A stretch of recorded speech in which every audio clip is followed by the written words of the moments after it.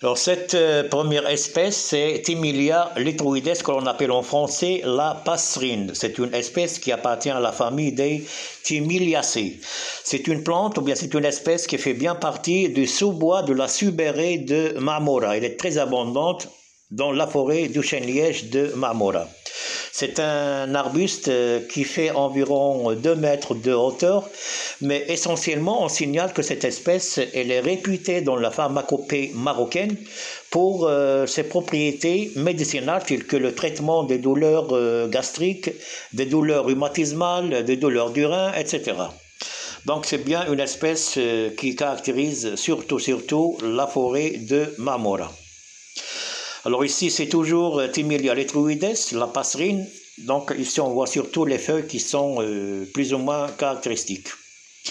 Alors celle-là, cette deuxième plante, c'est le dôme, c'est Camerops humilis, que l'on appelle en français le palmier nain. Elle appartient donc toujours à la famille des Palmacées. Ces feuilles, on voit nettement qu'elles sont palmées.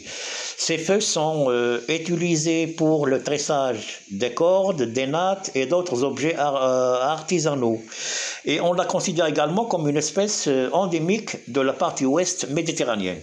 C'est une espèce qu'on trouve donc dans la subérée de Marmora et on la trouve également dans d'autres forêts marocaines. C'est toujours le dôme, donc c'est pour voir de près les feuilles de cette espèce. Alors celle-là, c'est Ctesius lenifolius, que l'on appelle également Thélinée lenifolia, et c'est une espèce également qui caractérise la subérée de Marmora, donc elle fait bien partie du sous-bois de la forêt du chêne-liège de Marmora. C'est une espèce qui appartient à la famille des Papilioniaceae grâce à ses fleurs, donc il est reconnu grâce à ses fleurs qui sont de type Papilioniaceae et aussi bien par ses fruits qui sont des gousses, les gousses qui caractérisent les légumineuses. Donc c'est un arbuste également qui dépasse un peu les 2 mètres de hauteur. Les feuilles sont composées en folioles et pour la floraison de cette plante, cette floraison se fait entre mai et juin. Juin, c'est dans les régions montagnardes parce que dans les montagnes, la floraison est tardive. Alors voilà l'espèce endémique. Donc cet arbre correspond bien à une espèce endémique de Marmora. C'est le poirier sauvage. Le poirier sauvage qui est Pyrrhus marmorensis. Marmorensis, c'est une espèce endémique de Marmora. C'est un arbre qui appartient à la famille des Rosacées. C'est une espèce, ou bien c'est un arbre qui est riche en flavonoïdes et en composés volatiles, ce qui fait que cet arbre a des effets antifongiques contre les champignons. Alors celle-là, c'est Cystus salvifolius qui appartient à la famille des Cystacées avec des feuilles particulières et des fleurs qui sont jaunes. Et cette espèce, on l'appelle cyste à feuilles de sauge. Cystus salvifolius, cyste à feuilles de sauge.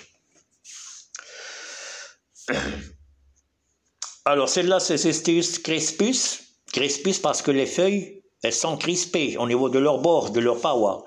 Le lympholiaire est bien crispé.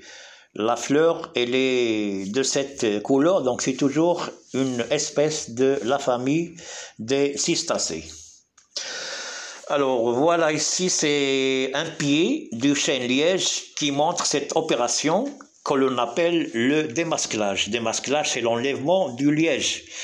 Alors l'enlèvement du liège ou le démasclage s'effectue quand l'arbre atteint 20 à 25 ans. Donc la première opération qui va s'effectuer, c'est sur un arbre qui va atteindre 20 à 25 ans. Et cette première opération, c'est le liège qui est produit à cet âge, c'est le liège mâle. C'est un liège qui n'est pas adapté à la production, si vous voulez, des bouchons. Donc il est de moindre qualité, il n'est pas de bonne qualité. Le démasclage. Mais par la suite, après chaque 15 ans, on effectue la même opération, le démasclage. En ce moment, c'est le liège femelle. C'est le liège femelle qui va être donc bien adapté à la production des bouchons et d'autres objets. Voilà, celle-là, c'est la lavande, l'chzama, si vous voulez, c'est Lavandula stecas, que l'on reconnaît à l'aide de ces fleurs pour dire que c'est une espèce qui appartient systématiquement à la famille des Lamiacées ou à la famille des labiers. C'est l'huile essentielle de cette plante, de la lavande, est une huile qui est la plus appropriée en cas des bronchites chroniques, des sinusites et surtout d'otite. Et également, il est recommandé aussi pour l'eczéma. Alors celle-là, c'est Lancelas, c'est Urginia maritima. C'est une espèce appartenant à la famille des Liliacées. Et souvent, cette plante, là où elle est très abondante, ça indique une dégradation très poussée de la forêt.